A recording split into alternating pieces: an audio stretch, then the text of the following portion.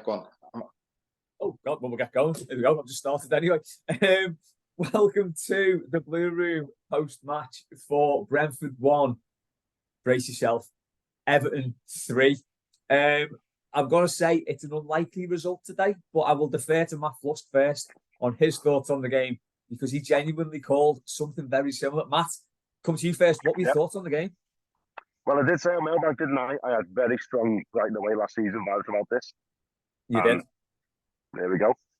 Yeah, I thought it was just, I think, I haven't checked the final stats, but I'm pretty sure they're only shot on target with the goal.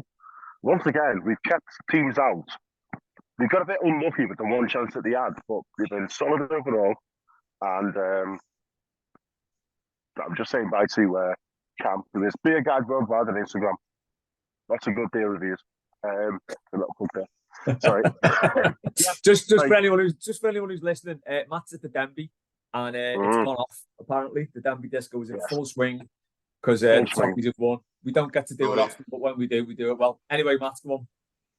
Yeah. So I said in our group chat to Paul Daly, who sits by me and look for Gladys, always give a thumbs up or a wavy hand to say if I think we're all right or we're not. It was a big thumbs up because 1-1 at our time, we'd limited them to one chance, which unfortunately they scored. We'd had a host of chances ourselves, and we still had Calvert-Lewin and Danjuma to come on. So the signs were positive for me, and then obviously by the end of the game, we all know the result. It was just simply marvellous. Like, I wouldn't say all round a great performance. We're going to talk about that later, I imagine, but 9 out of 11 players, I would say. Really, really good. Yeah, can't argue with any of that. Pete, what were your thoughts on it? I think, first of all, in terms of the Denby Castle disco being in full swing, like, I want to say to everyone, enjoy it. Everyone, I can't be bothered with anyone. The celebration police coming out saying, you've only won one game, you've only just beaten Brentford. None of that. We've won a game of football. For the first time in the league this season, we've won a game of football. We scored goals. We got that round thing and put it in that rectangular thing with the net behind it. We won a game of football. Enjoy it. Enjoy it. Make the most of it. Go overboard. Go and have an extra pint. Go and enjoy. As I say, Everton Football Club. We've been dying for that result. We've got overboard, Peter. We've had 2 shots already. Good. Make sure it carries on into the night.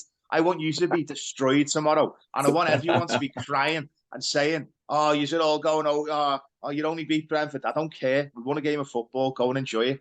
Yeah. Anyway, that's my little rant about that. But I thought, honestly, fully deserved. It was a fantastic away performance. Not perfect by any stretch of the imagination, but do you know what? I don't care. We won. We got the 3 points. Scored 3 really good goals. The players looked full of fight, looked up for it. It's the type of performance I've been waiting for from this set of players all season, and I'm absolutely buzzing.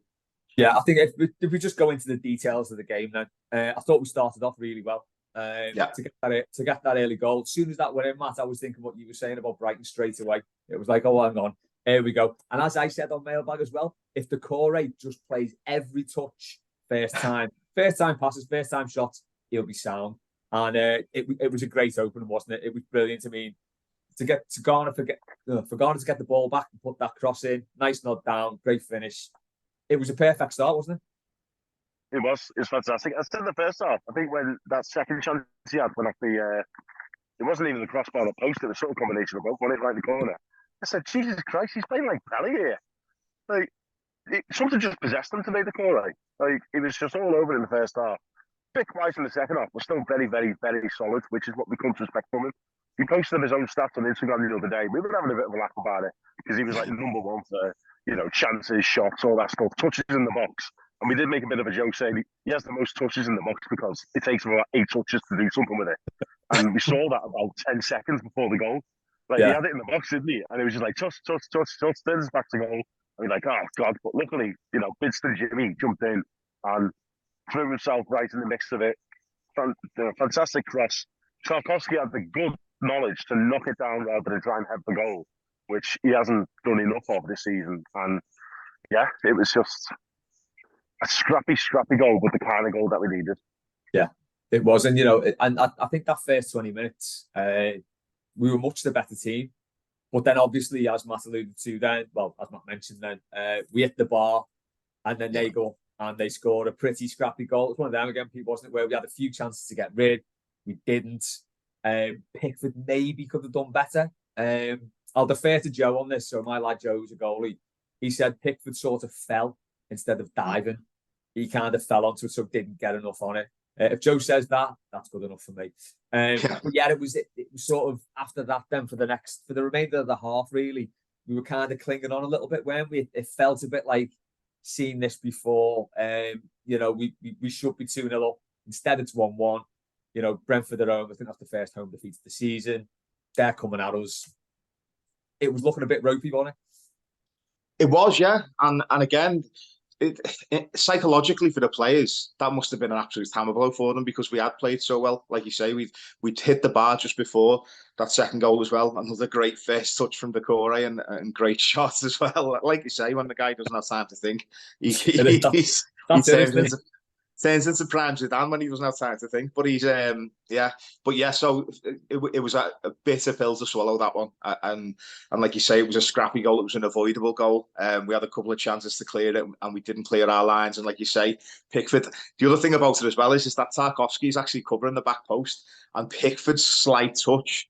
Yeah. If he doesn't get any touch on it, Tarkowski clears it, and it's just one of those things. But surely, if Tarkowski's behind the goalie, he's got to be on the line.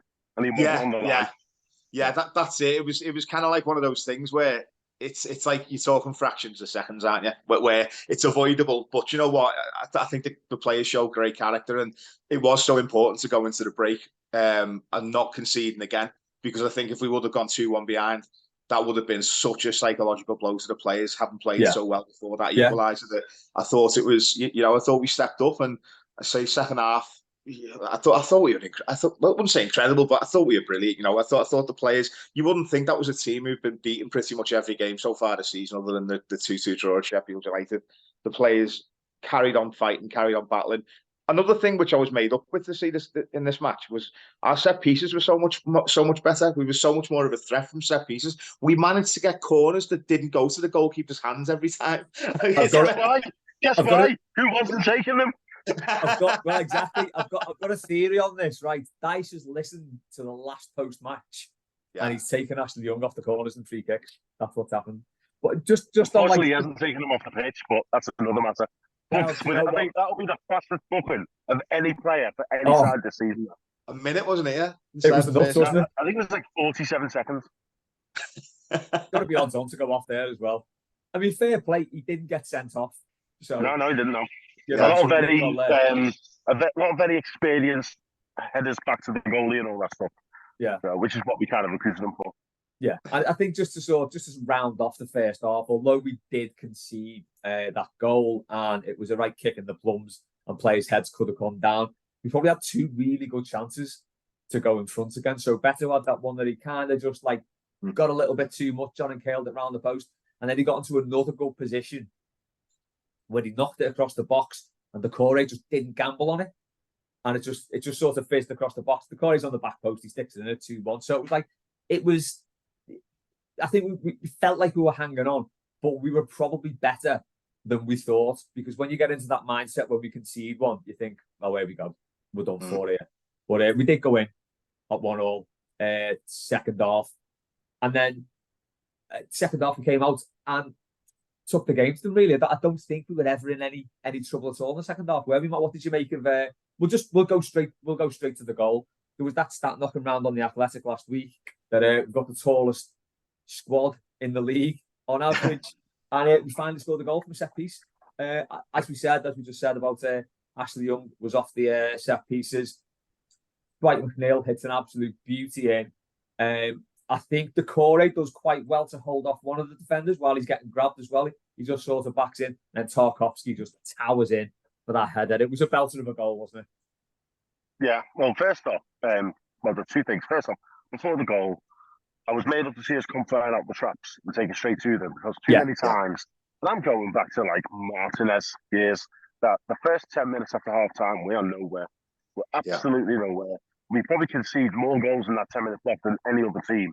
And I'm going back a decade here. Yeah. So it was lovely to see us come flying out. For the goal, I'm amazed that it wasn't short cut. Not because I think it should have been, but like I don't think that Saudi bootlick and horse puncher in the middle gave us anything tonight. And Like, he had a bird, didn't he, before the corner was taken. And, like, I thought he's just going to blow straight away as soon as it comes in. Because I think it was the corner, the corner was getting manhandled and stuff. And when that happens, everyone shouts, like, pack it in, just walk away from him. You know, throw your arms up. I mean, Adam Jones just showed up. Hello, Adam. So, yeah. All the stars are here. They're all coming out. Like, The Toffees have won, aren't they? And the sticky box is on fire as well. I'll sort that out after the pod. Where was I? Yeah, so there was a few incidents where, like, a lot of Oh, we've lost them. people shoot about it. We might have got a penalty in that, but I guess you can never criticise a player for being too honest, because that was the kind of team that we were under the Moyes. You know, we were renowned for, I think we went about 7 or 8 seasons, I'm sure it was, without booking for simulation. We never, ever did it. Yeah. And then there was a couple of times in the past 10 years and that. But back to the goal, yeah, just amazed it wasn't chalked off by celebrity referee number 1. But yeah, made up with it. It was exactly what we needed. And just like the first goal, not pretty, but Brentford didn't fancy set pieces at all. Like, every set piece that went into the box, they just weren't there. Like, they were frantically struggling to deal with it. And yeah, just, it went off. It went off. Yeah, I think apart from the goals, there were probably 2 moments in that game where I thought, yeah, this is ours. One was where Onana, I think, tripped himself up and then stayed down.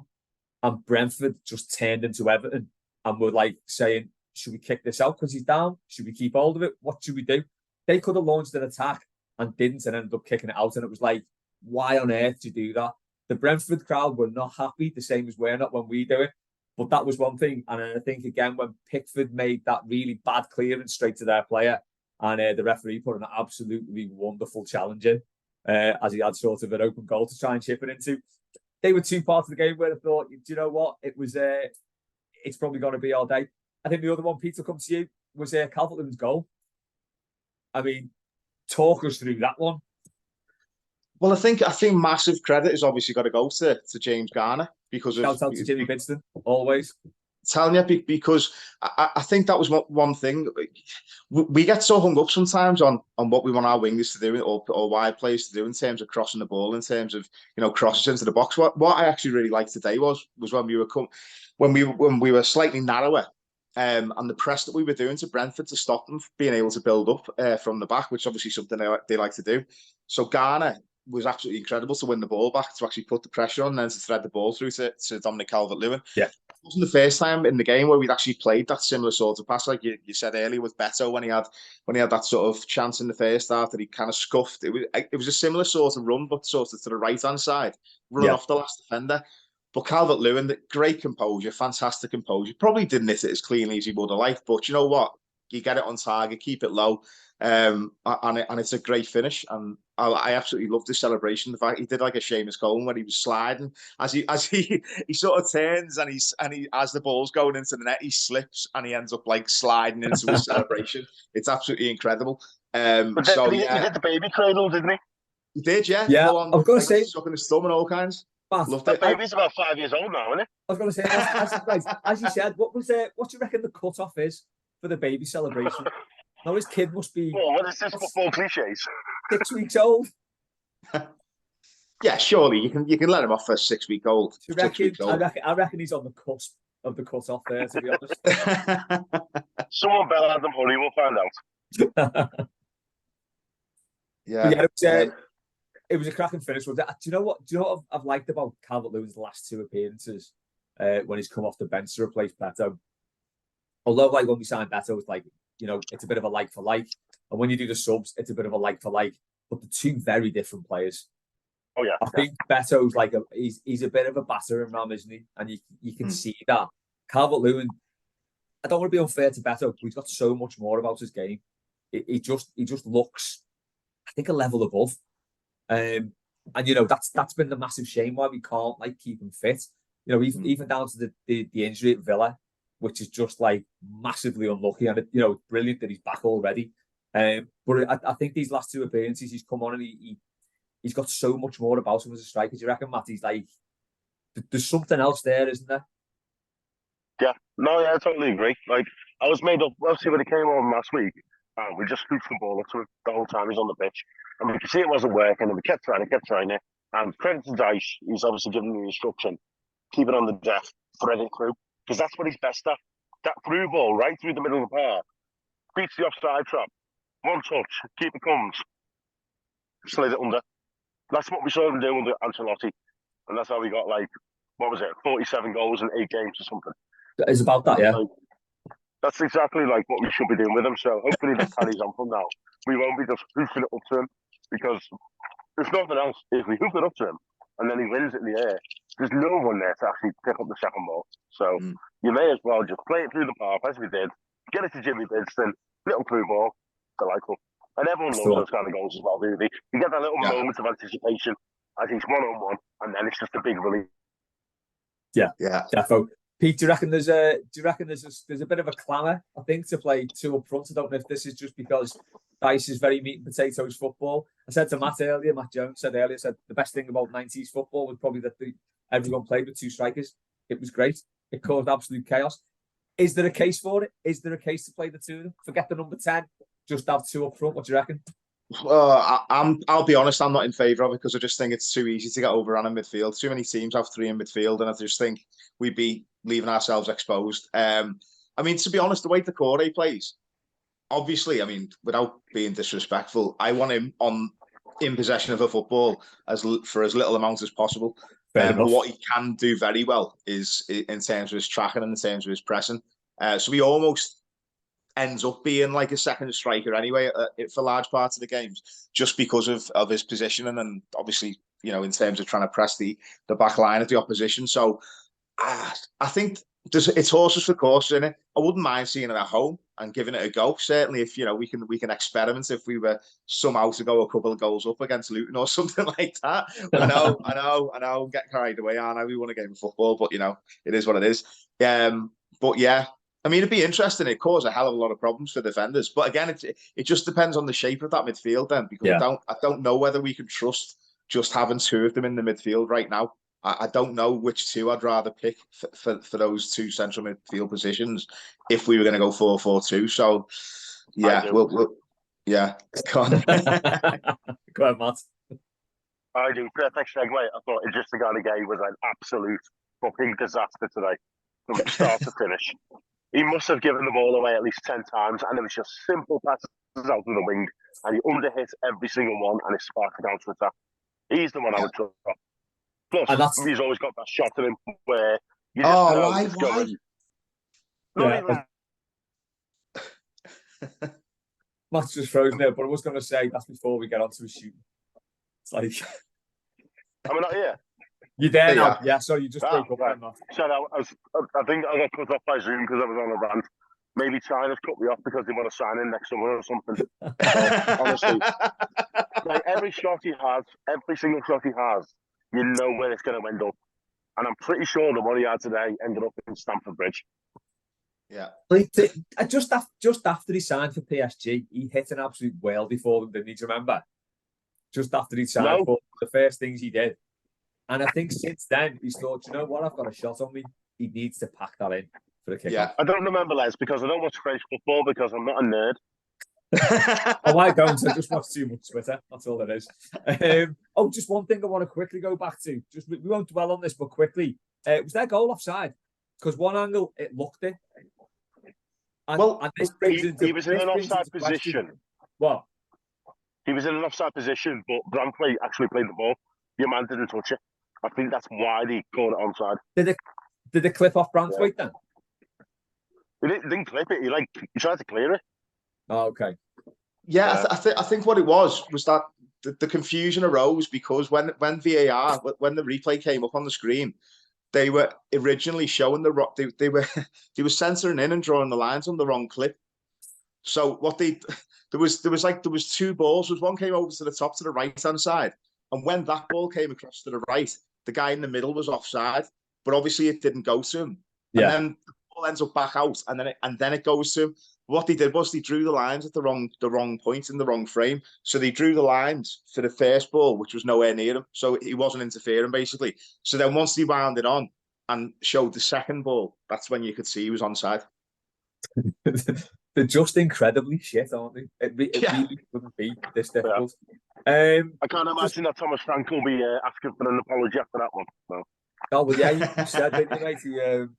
He sort of said the decisions aren't going for them, and then they suddenly go and get one. These German managers, telling you. It's Arsene Wenger all over again. Just going to go to Twitter for some comments. I asked for people's reactions to the game. Matthew Lamb said, "Got to use this to stay motivated, but stay humble and avoid a hangover v Luton."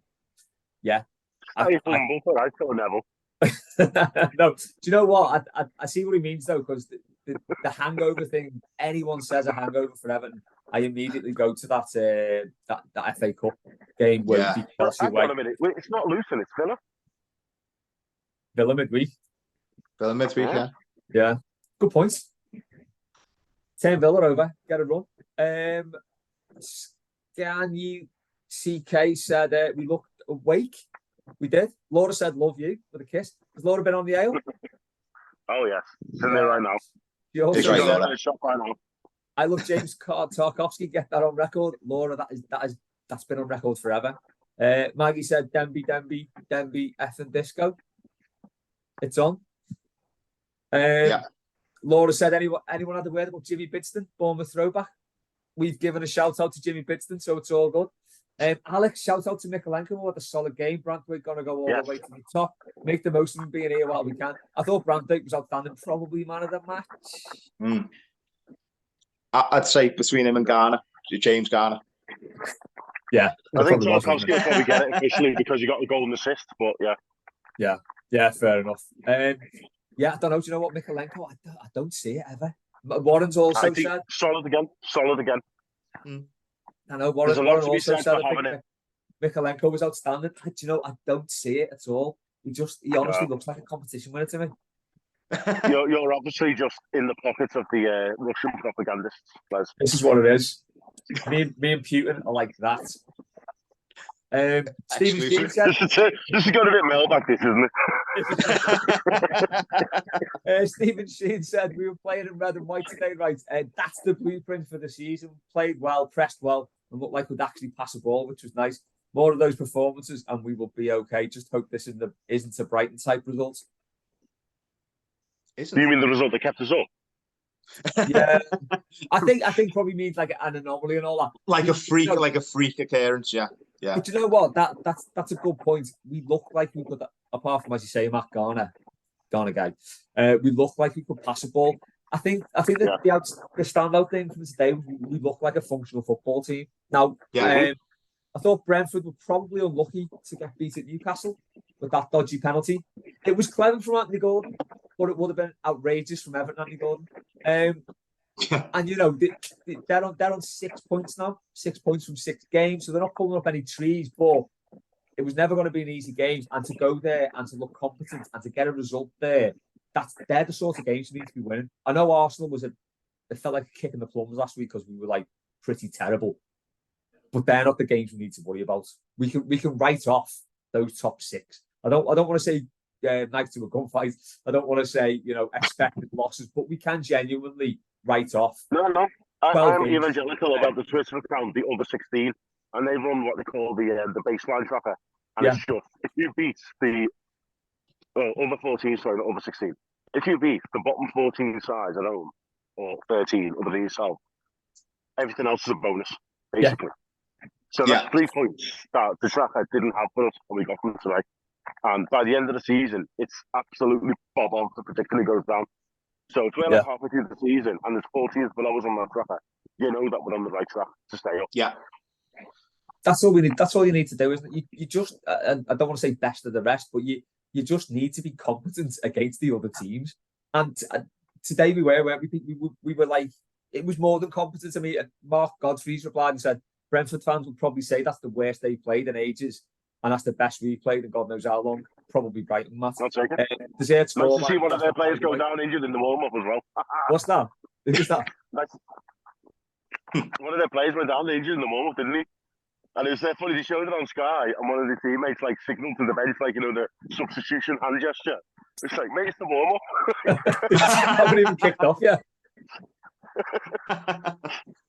No, that's it, isn't it? We just need to be, we're not going to do that every away game against the other 14, but we just need to be competent and look like a football team like we did today. Yeah, absolutely. And again, it's the psychology of it, isn't it? It's this defeatist mentality that we need to get out of this team, and results like today will help that. I fully believe that the Brighton result last season, that was what kept us up the most out of anything, because it gave 100%. Us the belief. And it's probably the result that Sean Dyche refers back to when he's talking to these players and trying to drill into them what they are, the potential that they do have in that team. One of the players as well who we've got to mention from today, Dwight McNeil. Dwight McNeil was instrumental in that game against Brighton, last season. I think that him coming back into the side just gives us a completely new depth in terms of going forward, and in terms of set piece delivery, in terms of efforts, in terms of energy, and in terms of lifting the players around them.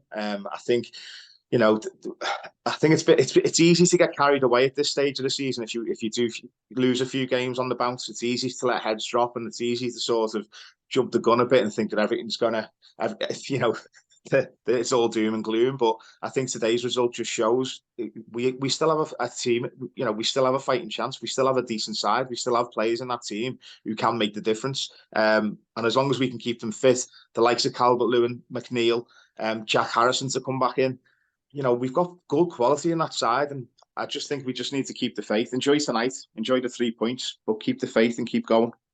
Yeah, it takes a lot of pressure off.